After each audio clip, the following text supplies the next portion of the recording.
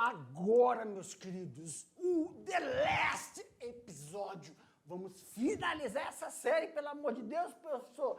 Tá virando uma saga do sistema estomacal.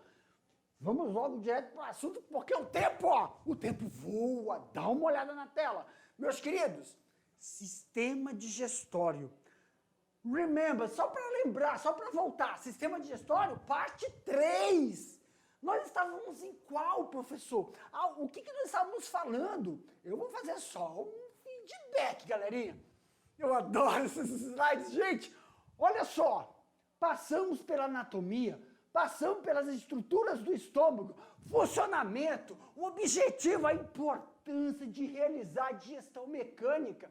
E estávamos dando ênfase, né, em algumas doenças que podem acometer o estômago devido a um processo de alimentação inadequado. E aí a gente estava falando no nosso último slide, da nossa última aula, sobre as enzimas, e uma das principais enzimas que auxiliam nesse processo, a pepsina.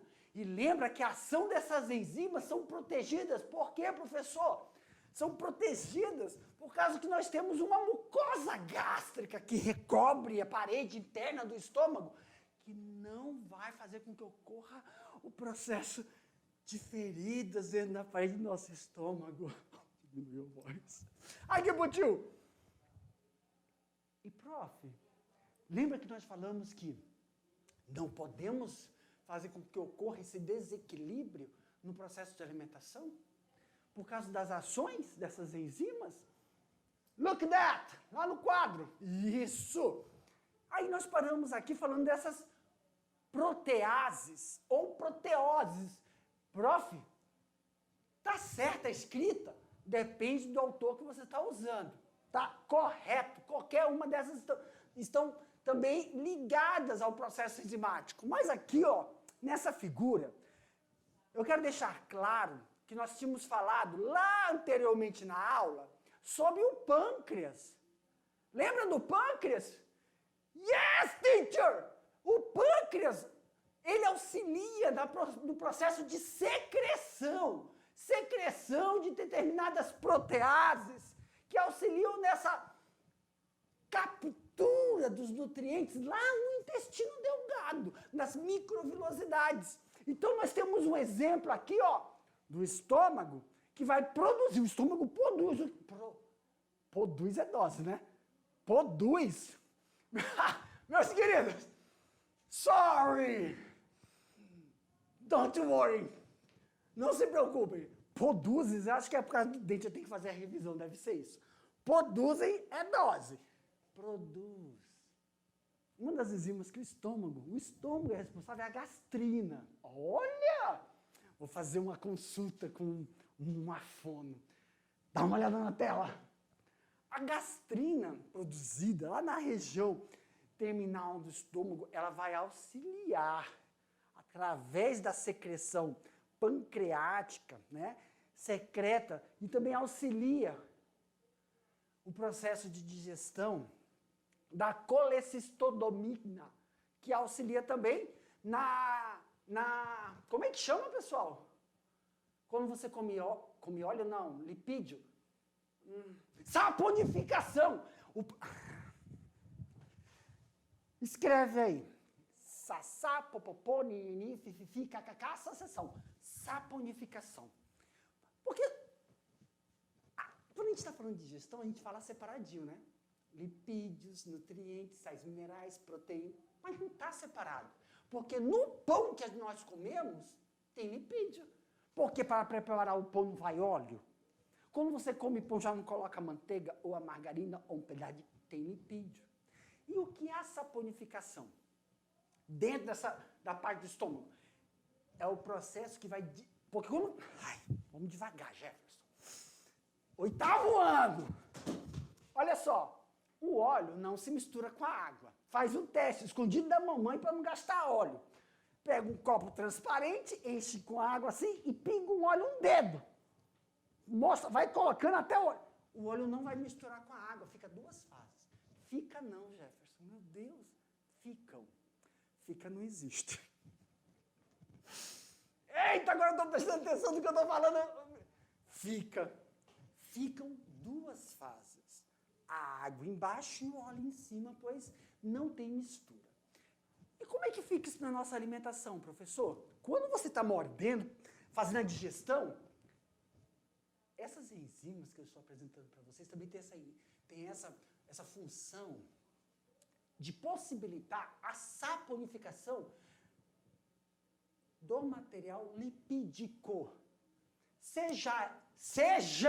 Misericórdia, sejam eles, quando está na massa do seu pão, que você usou óleo para fazer o pão, quando está na manteiga, ou então quando você colocou lá o azeite em cima da salada, você comeu a salada para pegar vitaminas e sais minerais, e como é que fica esse óleo, esse lipídio? Ele é saponificado. Aí escreve aí, ó, saponificação. É o processo de disponibilizar o lipídio para que ele possa ser o quê? Absorvido. É a retirada dele para que possamos absorver. Prof, quando eu estou lavando a louça, fala assim, mãe, hoje eu quero lavar a louça, ela vai pular de felicidade. Pega aqueles pratos gordurosos, e aí o que você acontece quando você está misturando lá? Quando a gente faz assim com o sabonete, você está retirando o óleo que está grudado. Óleo é lipídio, lembra das nossas primeiras aulas. You forget it? Então, se você esqueceu, você vai lá na primeira aula, na segunda, que tem carboidrato, proteínas e lipídios. Então, existem enzimas que auxiliam nesse processo de saponificação, que vai nos auxiliar, porque nós temos que ter o quê? Uma quantidade de lipídios que auxiliam no nosso desenvolvimento. Principalmente você aí, jovem, que está no 8º ano, que está em pleno desenvolvimento, para que você se desenvolva, tem que ter uma quantidade de lipídios.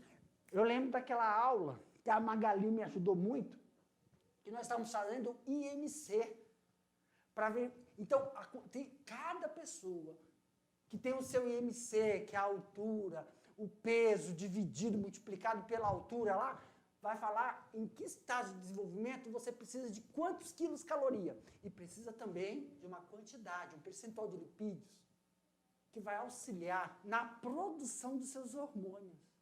E aí, quando você estiver numa faixa etária explodindo de hormônios, vai começar a aparecer a barba, a encorpar, a fazer com que você se desenvolva e também realize as produções de enzimas, proteínas, massa muscular, para o melhor funcionamento do seu sistema.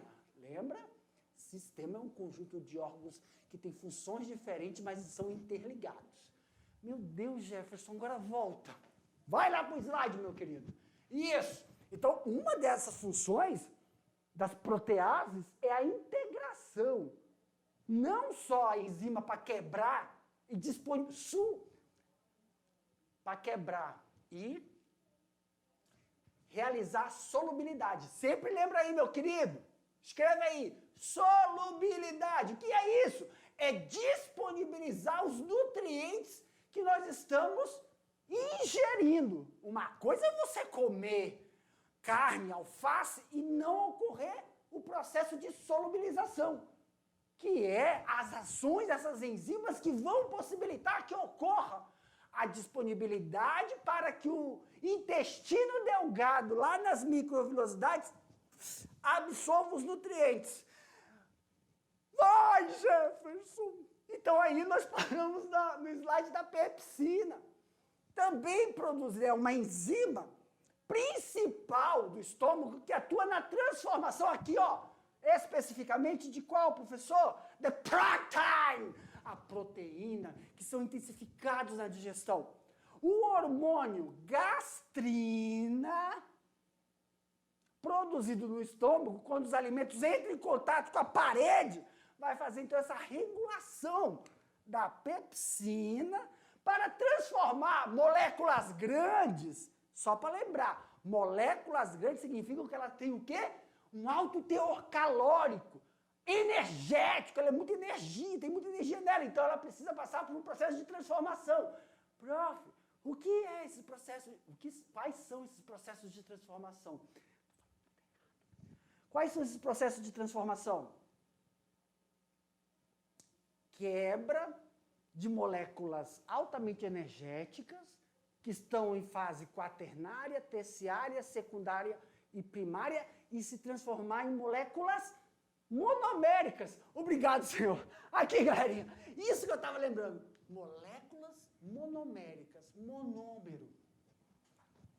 Carboidrato quebra em glicogênio. Glicogênio quebra em glicose. É a última parte, a última molécula.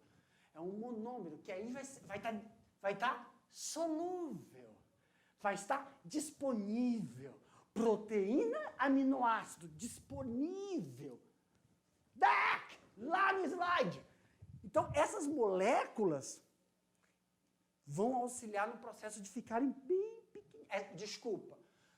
O hormônio da gastrina vai auxiliar na regulação da pepsina para ocorrer essa digestão. Viu só, gente? Não, é orquestrado. Eu preciso ter hormônio. O hormônio vai possibilitar um ambiente adequado para o funcionamento de uma enzima. E qual é o ambiente? Temperatura, pH, acidez para o funcionamento. E, prof, e o tubo digestório médio? Já que nós passamos por esse processo de transformação, a morfologia, né? a morfoanatomia. Right! Escrevam aí, morfoanatomia. Morfo é forma. Morfo. Anatomia é estrutura. Morfofisiologia é a forma do órgão diretamente ligado ao seu funcionamento. O estômago é uma grande bolsa, né? Para que realize o quê? O processo digestório e também ele está próximo à porção, né, do nosso diafragma, que fica logo acima, na porção superior, tá? Separando o sistema respiratório do sistema digestivo. Então, esse diafragma possibilita que ocorra um encurvamento inferior da parte dilatada, que recebe o nome fúndica. Tá aqui, ó. Perfeito? Ok, professor. Nessa região estreita, recebe o nome de píloro.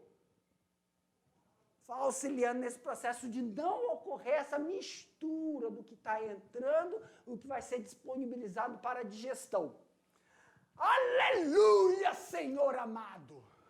Aqui, queridos, vamos realizar, então, um exercício de fixação, para que possamos, então, compreender. Olha, agora nós vamos fazer um exercício que vai envolver estômago, parte 1, parte 2 e parte 3.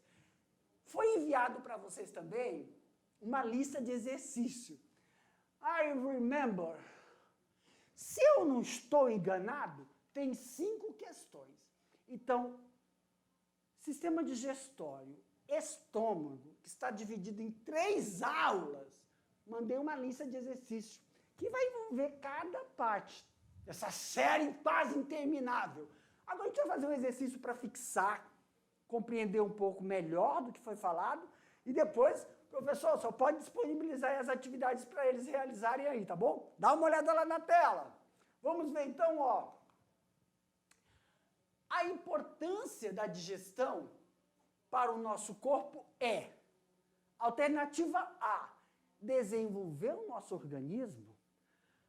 B, ativar as glândulas anexas, transformar os alimentos em nutrientes e absorvê-los, transformar os nutrientes, o alimento para o corpo, ou quebrar as moléculas. Galerinha, resposta: transformar os alimentos em nutrientes e absorvê-los.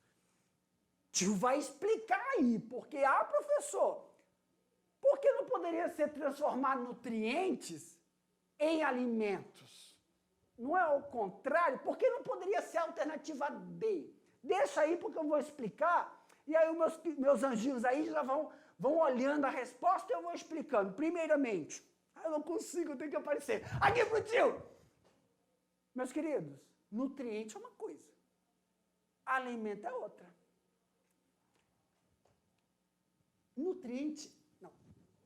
Alimento é a fonte. O que significa a fonte? É da onde você consegue tirar o que você quer. Exemplo, carne é alimento, não é nutriente. Na carne tem nutriente. E se você realizar o processo de digestão mecânica, mastigar bem, para possibilitar o contato das enzimas que vão realizar o processo de digestão, o processo de liberar os nutrientes. Exemplo, qual é o nutriente que está na carne que eu preciso para o meu desenvolvimento? Aminoácido. Nas frutas, como é o banana, como é o abacate, é alimento. Quando você come, passa pela digestão mecânica, digestão química, o alimento, que é a fruta, você vai possibilitar que as enzimas atuem para disponibilizar o nutriente. Vitaminas, sais minerais, lipídios, o abacate é bem gorduroso, o açaí bem gorduroso, que aí precisa disponibilizar, lembra? Saponificar para disponibilizar o lipídio, para você conseguir o quê? Desenvolver, produzir os seus hormônios de forma correta, para eles agirem no processo de desenvolvimento. Então, a alternativa, dá uma olhada lá na questão, queridos. A alternativa D está ao contrário, é nutrientes. Nutrientes é quando você disponibiliza. Aqui pro tio, lembra? Solubilidade. Coloque, escreva. Solubilidade. Significa que se ele está ali solúvel, está disponível.